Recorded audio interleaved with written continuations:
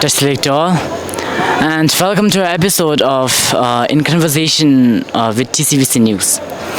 So today we have a very special person, a man who honed his craft at the prestigious Film and Television Institute of India, Pune. He is a Tibetan writer, a filmmaker with a passion of storytelling. Yes, I'm talking about Mr. Jamyang Phunshok. It is lovely in every way to have you as a part of this interview. So, can we proceed? Yes, thanks for inviting me. So, can you share us a brief experience on how you felt for having to be a panel observer in this inter-school literary and cultural meet? Yes, so I was the panel observer for yesterday's debate and today's poetry recitation in English.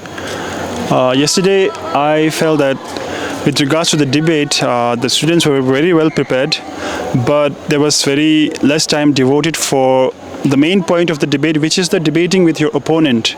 So I felt like the students should have in future more time to debate with one another rather than just delivering their points. And in today's recitation, English recitation, poetry, I observed both the Tibetan and the English. For the English, I gave my feedback as well. I feel like, at least in English poetry, you should just recite the poems after you have internalized, after you have not just memorized, but also you have felt the meaning of the poem, you have felt the words. If you do that, once you are familiar, once you are very intimate with the poem, the expression will come out themselves. You don't need to act it out. It's not tatamche, it's not a drama, so you don't have to act it out. Yeah. So, do you see any difference from the students of your generation and the present? One big difference I saw was how all the moderators of all the there was a student camera, all the good number of students who were doing the behind the scenes work, which is very encouraging, because I also feel that not just the students who participate in front of the on the stage, but also who are behind the scenes, who are moderating, who are doing the chairperson work, who are doing the camera work, who are doing the sound work, who are doing the interview like yourself. I think this is a big change. But one thing that that hasn't changed is most of the students are rather not interested in the proceedings, so that has remained the same. Yeah. So, do you think Shirik should organize more of such event?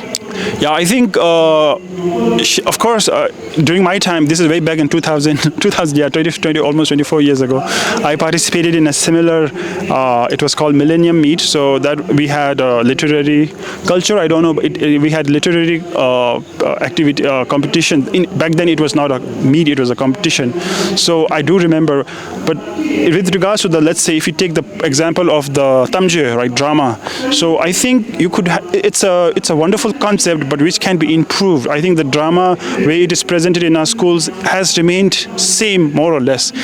When I was a kid, when I was in the primary school, it used to be presented almost the same way it is still being presented. There, I feel what you can do is, let's say, if you take the drama composition, even before you act it out on the stage, a student should write the drama. Student should compose it. Tapshung, in Puri we say tapshung, or the play itself. Of course, they can take the help of the gela, but ideally one or two students should compose it. So somebody who's good at composing, and those who are good in acting should act it out, and those who have a good sense of directing, they should direct the students, acting the nichigure, and then like one of the observers said, the set decoration is also very important. So that students who are not good in composing, who are not good in directing, not good in acting, maybe they're good in arts and crafts, right? So they can paint a picture, they can create a table, they can create a hat. So that is where the set decoration and the costume design all come. So I feel like drama is one activity where you can have at least 10 to 20, 30 students participating and using their creative imagination, and it will light some creative fire in them, and they will go on to become a writer, go on to become an actor, go on to become a director, go on to become an art designer. So I think it is a very good opportunity if you use it well. So I feel like that can be much improved. Yeah. So, lastly, what advice would you like to give for those students who are seeking their career in becoming a great filmmaker and a writer? Yeah. For them, I think few things are necessary. If you want to become a storyteller, of course, you should always be interested in stories, and stories not just in books. Stories starting from your parents, even if they have not read any books, they will always have stories, right?